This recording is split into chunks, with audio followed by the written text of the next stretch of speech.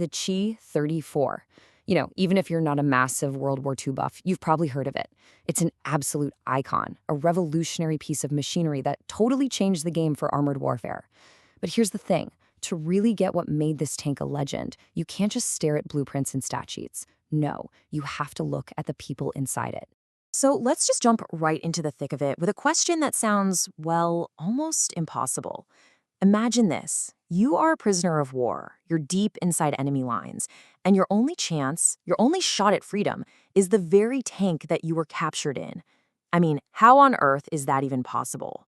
Well, there's a pretty famous war film that tells just such an incredible story. And for our breakdown here, we're going to use that narrative as a lens to explore the T-34's design, the tactics it used, and that unbelievable synergy between man and machine that really made its reputation. Okay, so our story kicks off in the brutal winter of 1941. The German war machine is literally knocking on the gates of Moscow. For the Soviet defenders, things are looking incredibly grim, and we zoom in on one small, battered unit that finds itself as the absolute last line of defense against an entire German tank column. And this line from the film just perfectly captures how desperate things were. We're talking about impossible odds here.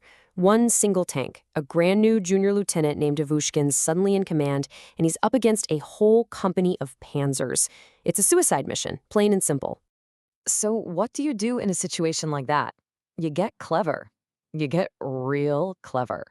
This wasn't some head-on charge. It was basically guerrilla warfare with a tank.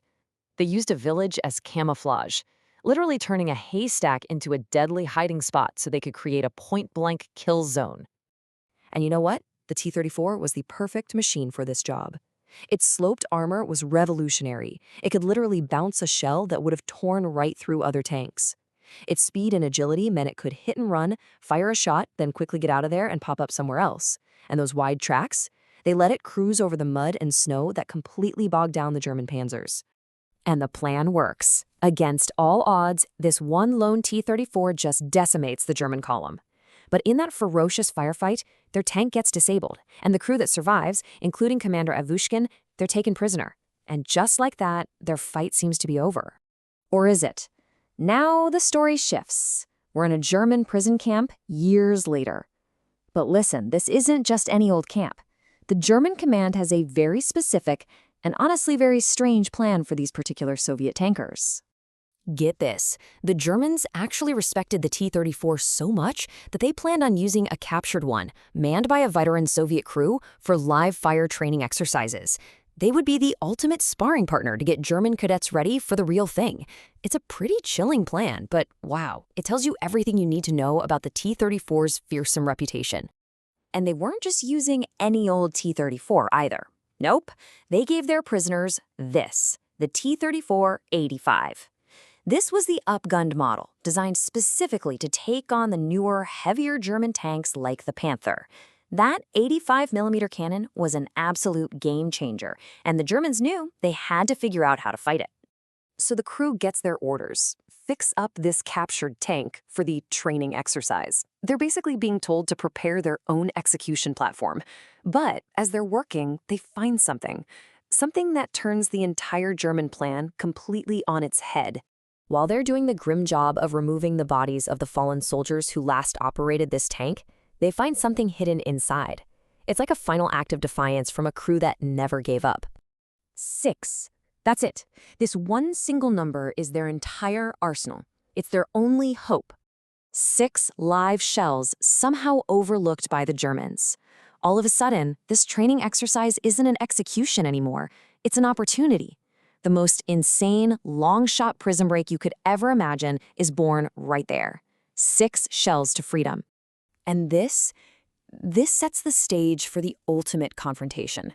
The training exercise kicks off, but the Soviet crew has zero intention of being target practice.